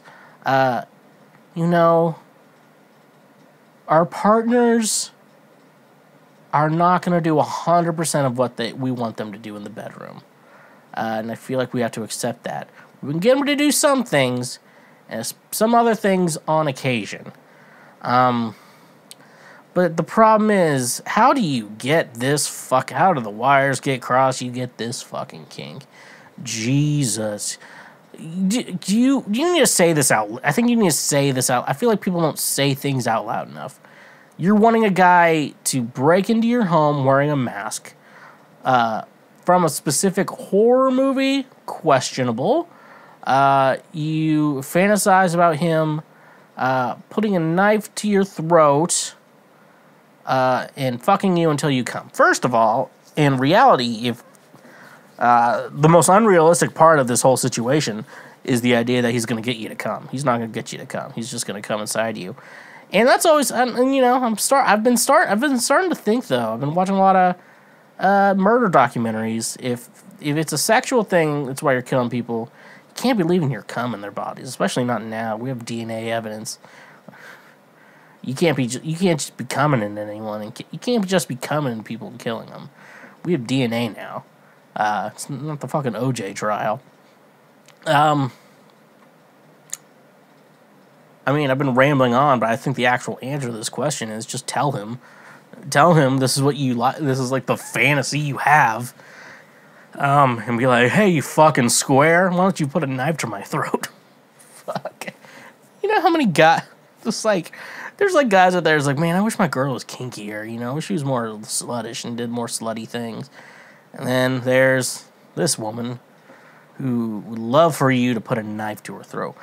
If I put a knife to a woman's throat, like, while trying to have sex with her, I would accidentally kill her. I 100% know that's 100% what's happening. So, yeah, what's my answer to your question? Just fucking tell him what you want, and then you can figure it out. Okay? What? Oh, fuck, dude. All right. How do I give a better head? How do I give a better head? I watched some videos, follow the tips, but I think I can do it better. Should I practice more to go deeper? Okay. So, definitely this isn't going to be on the highlights. This is for the full episode listeners only. I love the full episode listener only questions. The ones that I can't make highlights out of because YouTube will be like, fuck no. YouTube hasn't blocked anything in a while. It's always TikTok, but you appeal it immediately, and they always let it go back through. I think it's just their automated system is pretty hefty. Anyway, so how do you give better hand jobs? So, like, yeah, my first advice always say, like, watch some videos. Not like someone giving a tutorial and shit like that. And that's where you find the fucking grapefruit video. And then I watched that movie, Girls Trip. I know I have Tiffany Haddish. I do. Oh, and Jada Pinkett Smith. That bitch. And had some other people too. And she tried to do the fucking grapefruit on a guy, and the citrus got in his eyes, dude. That's fine. That was fucking brutal. Yeah. So yeah, you watch some videos. So yeah, if you watch porn, some of those chicks can really give you the sloppy knob, dude. Why am I participating in No Nut November and answering these questions?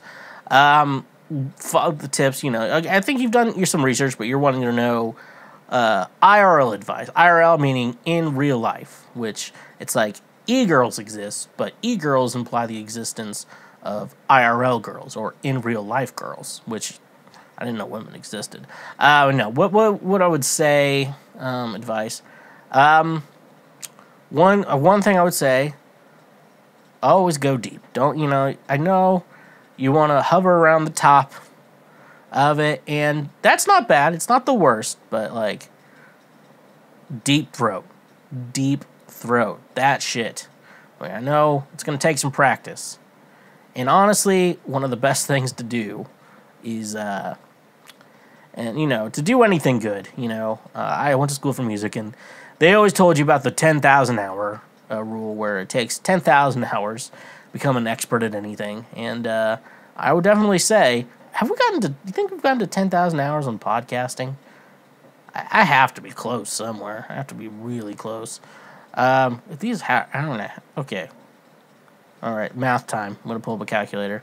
This is way off topic. So 1.5 times,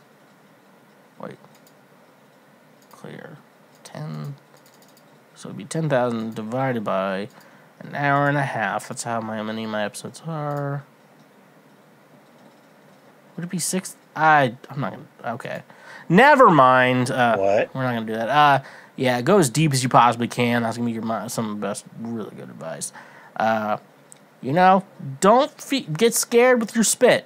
The spit makes it feel better. You'd be surprised, because spit is kind of like lubrication. And it's just, how when you're more lubed up, it feels better for you. Like, it feels better for us too. That's how it is. So, a lot wetter, go deeper, and don't make sure your teeth are out of the way too. I feel like those are 3 big things. Now that I've come to realize this, and I've been talking about this for a couple minutes, me giving advice on how to give a better, I don't know if I'm the best person giving advice on better blowjobs, because I don't give blowjobs. But I told you things that I would like to make the blowjobs I've had in the past better. But also, maybe talk to a gay man who's the blowjob king. Not met the blowjob queen. She's the foreplay king's wife. She's coming up in May. Come on, Mark. Don't be stingy. But yeah, no, definitely practice going deeper. Yeah. And hopefully you're not with guys with massive hogs. I assume you're with guys who just normal-sized dongs, It's weird how every guy wishes their dick was bigger, and then women are like, some women are like, I wish my boobs were bigger. And like, some women make their boobs bigger, and then some women are just like, I have big boobs, I'm perfect. I don't know. I don't know what I'm fucking saying. You just learn how to go deeper, use less teeth, slobber a lot more. That's going to be my advice. All right, let's move on. Okay. Man proposes and God disposes. I don't fucking know. Is Tinder mainly for people who wanna fuck? And you spell fuck, F, the @ CK. Some of you don't know that the A circle thing was at, and that's what Nick at Night used, and that's how I remember how Nick at Night worked back in the day. Some of you don't know that. I knew that. Anyways, though, it's Tinder for people who want to fuck. So, yeah, so all dating sites are generally kind of weird because a lot of dating sites have definitely tried to create themselves into a way where they're definitely for a specific purpose, and specific purposes can be interesting when you think about it. Because I remember, like, when internet dating services first started, some of them were free, some of them were not. Like, smartphones really revolutionized the way that we do, the whole dating thing. But it was like eHarmony, Match.com. My friends fucking signed me up for one that was for people with STDs. I don't know how I got on there. And it was a nonsense article. It was like me with like a double chin photo. It's like, I eat 2 Chipotle burrito bowls a day. And my favorite movie is Chicken Run, and I write Chicken Run fan fiction. That was legit the bio. I'm like, that's funny. Because I can't get mad. If it's funny, I can't get too mad. Anyways, though, but like, yeah, every website's kind of different. Every app is a little different. Like, like Hinge, like they are like, we want you to get in a relationship. That makes us feel good. That gets us hard. And Bumble's like, we just want women to feel empowered to make the first move. AKA, we want women to match with you, and then they're just going to ghost you. And you're like, I don't know what you wanted. I don't know what you wanted out of this. Honestly, I feel like if you look at actual stats for dating sites, when you talk about like Tinder, Bumble, Hinge, those are the 3. I think those are the big 3, right? I guess Grindr's the T in the LGBT of dating apps. But yeah, for the most part, like they're built on. The most of them are all built on, not Grindr. We're okay. I'm done talking about Grindr. They're all built on the idea of starting a relationship or meeting people. Tinder's kind of just basically. I guess you said Tinder. I'll say Bumble. Bumble's more for like women making the first move, but it's a dating site, and that's just all it is. And it's probably made more for, hey, you need to date someone. Hinge is very like, hey, you need to date someone. And to be honest with you, some of the people I've seen on Hinge, it's basically a cow dating site. To be honest with you, I've seen a lot of fucking cows on Hinge. But I would say Tinder is very neutrally even on, hey, what do you want to get out of this? Tinder's like, you want to fuck? Go for it. You want to meet someone new? Go for it. You want to start a relationship? Go for it. Tinder's very neutral in what they want in partners and what they want them to do. So, but Tinder, and I guess it also depends on like where you are in the world too. Like I know New York, LA can be a lot easier for hookups, but other places are like, I'm not here for hookups. I'm here for a relationship. I'm like, yeah, you're probably done with the hookups. I know you probably have fucking 3 kids. The reason why I had to sign off on dating sites is just like, I'm just like, I'm not meeting anyone. I'm like, there's no point in me just putting myself out there on the internet. I already do that here. What was I just love, it's like people who are desperate. I'm like, I'm not really desperate, and like, every time I log, it's like, I would log into the apps and I'd like swipe on a couple people. I'm like, I don't know, I'm bored. And then I just get off. I'm like, I don't think I'm that, you're like, I'm not that horny. It's just like, get off. And shit like that. So, anyways, though, what is Tinder for? Tinder's the true neutral in the dating apps. Everything else is a lot more different. And this is the type of guy you get. Why do I get pimples on my chest? Okay, I'm not a dermatologist, but I've been watching a lot of dermatologists on the Learning Channel, TLC, the Learning Channel. Apparently some people didn't know that's what that stood for. The Learning Channel, and I've also been watching, or watch a lot on TikTok and stuff like that. One reason why you get pimples on your chest, you may have been, well, I don't know if you're a woman or a man. I feel like women care more about that shit. Because anywhere, where you can get a pimple, the question is, where can you get a pimple? Anywhere that you can grow hair.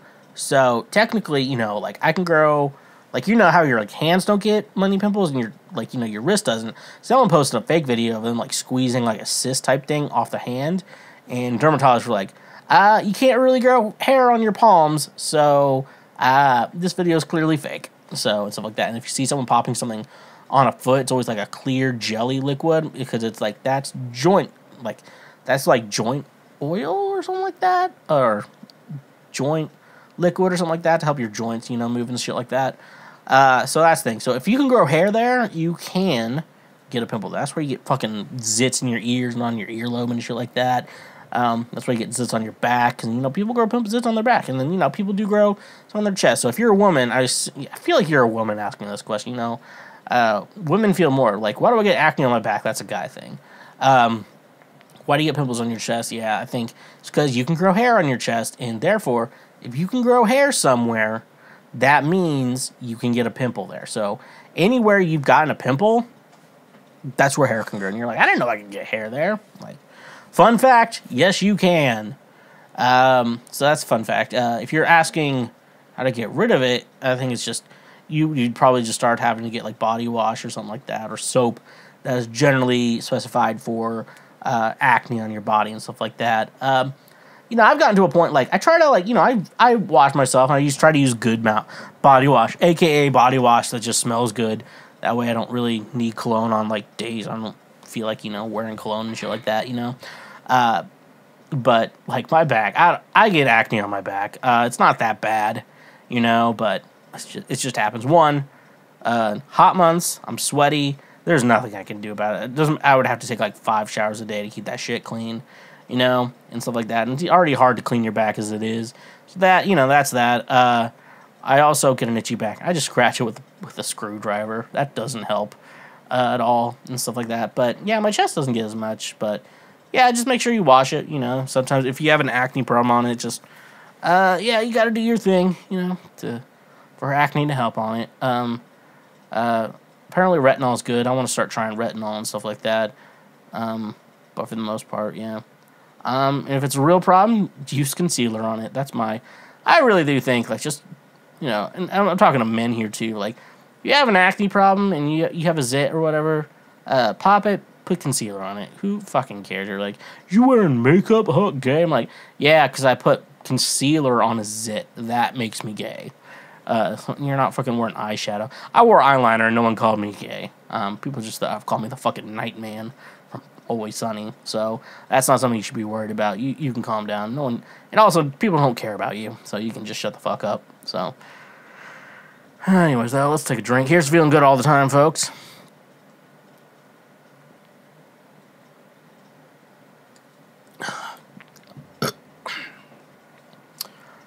If you could be 17 again, what would you do differently?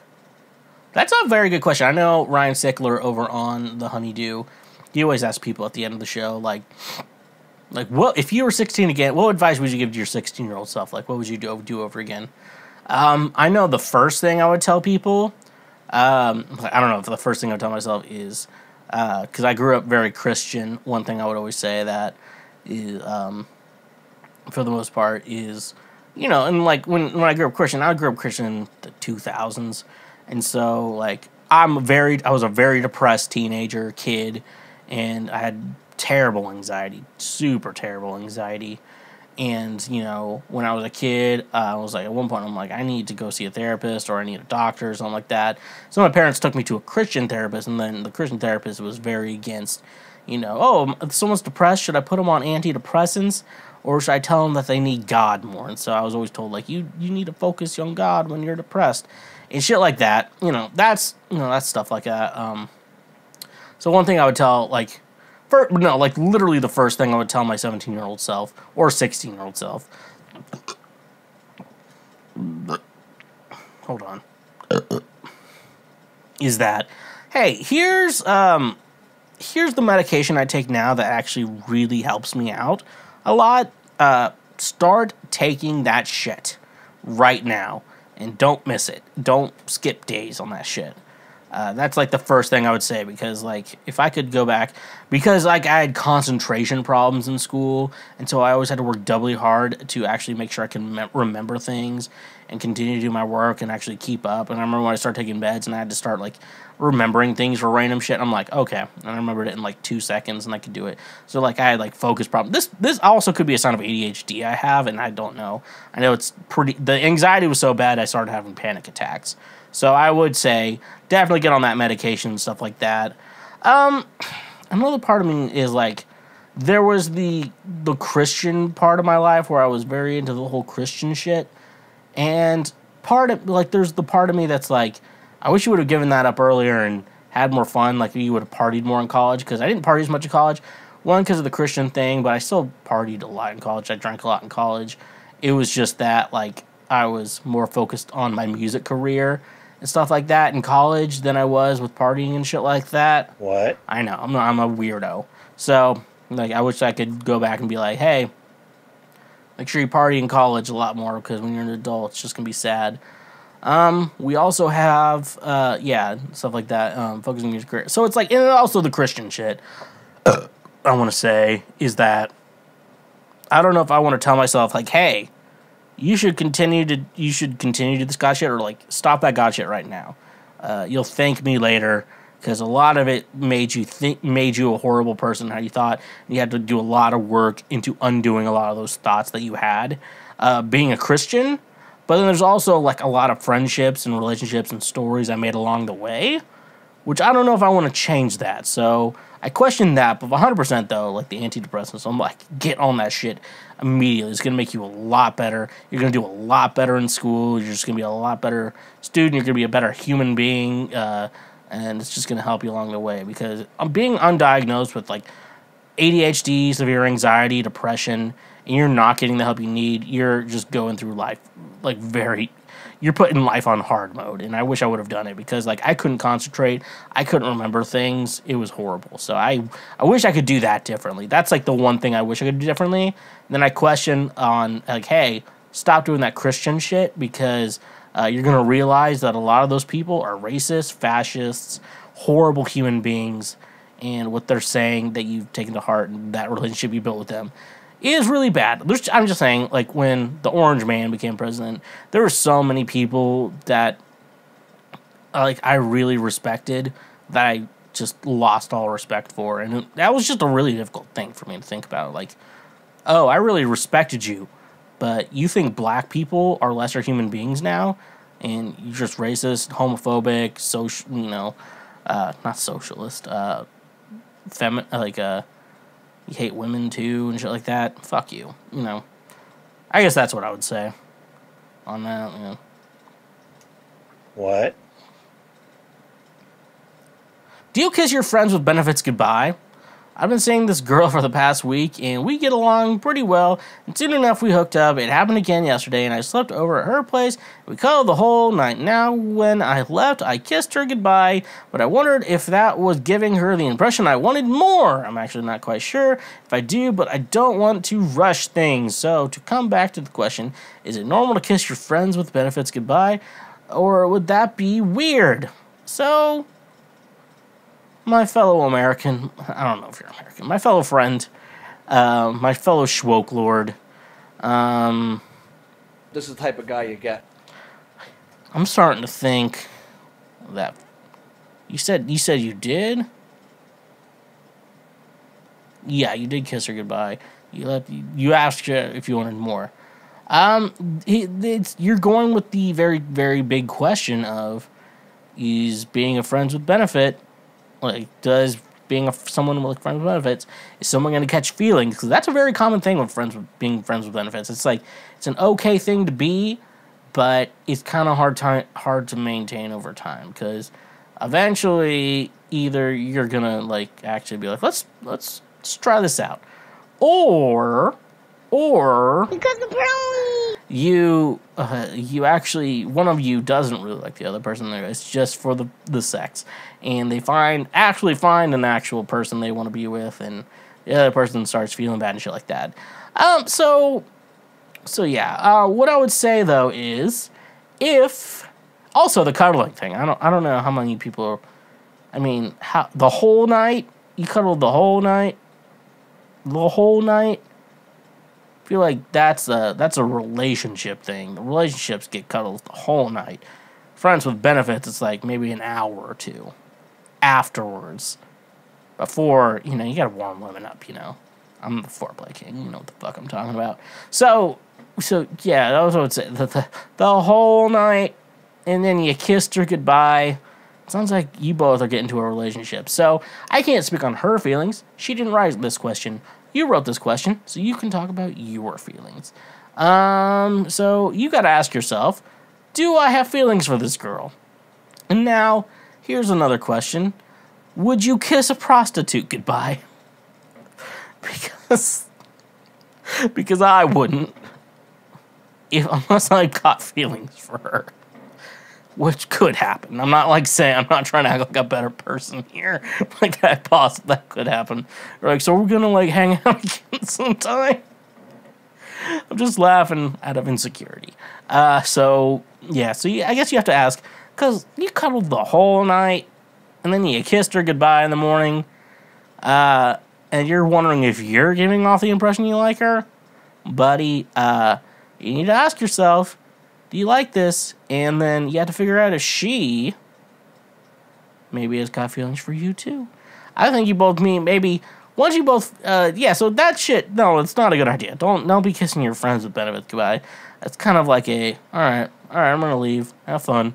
And then you just leave and bounce and and stuff like that. And you're like, I had sex, I'm gonna go get some nachos, I'm going home and stuff like that. It sounds like you're doing relationship sex stuff. And now, there's nothing wrong with relationship sex, I have to say that. This guy is, sounds like you both are having relationship sex. Which, honestly, I'm going to say this, some of you think I'm talking shit. I think relationship sex is probably the best kind of sex. Because I think sex when you care about someone, or as I like to call, fairy tale lovers in the sheets. I like to say in some songs. So anyways, though, that's the best kind of sex. And you should probably figure out where you are in your life. That's pretty good. All right, last question of the evening. Let's get into it. Let's just jump into it. Is it morally wrong to cut your ex, family, and kids out of your life? So I've read a lot of stories of people whose ex cheats and leave. I'm assuming that's cheats and leaves them for someone else. The kids like the ex and the cheaters more than you. Likes the cheaters more than you. Okay, someone needs to learn how to fucking spell, because this is not second language shit. And you and your family agrees with them. So why don't they just leave? Give up all parental rights, block them on and everything, and move away. Seems like the most logical to me. Like, why spend time with people who betray you and turn your kids against you? I do suffer from a lack of empathy, so that I don't know what the fuck you're saying right now. How did this get in here? Okay, I'm gonna take out the bio. I'm gonna take out your little description. I'm gonna read your title. Is it morally wrong to cut your ex, family, and kids out of your life? That's the only question we're going with today. So I do generally think, though, it is a good policy that if you're in a relationship with someone, and it's the weird thing, it's like, yeah, you should date your best friend, and like, yeah, that should be a true statement. But at the same time as well, like if you're looking for a girlfriend or a wife, you're looking for pussy. It's a weird gray area. Gray area. I would that'd be a cool podcast. Like me and I get a couple other people in on it, and we're like, it's called Gray Areas, and we talk about the gray areas in life. That'd be a good podcast idea. So if we talk about your, with your ex, I don't think you and your ex should hate each other. I don't think hate should be involved in that. And if you're continually communicating with your ex, stop that shit. That's wrong.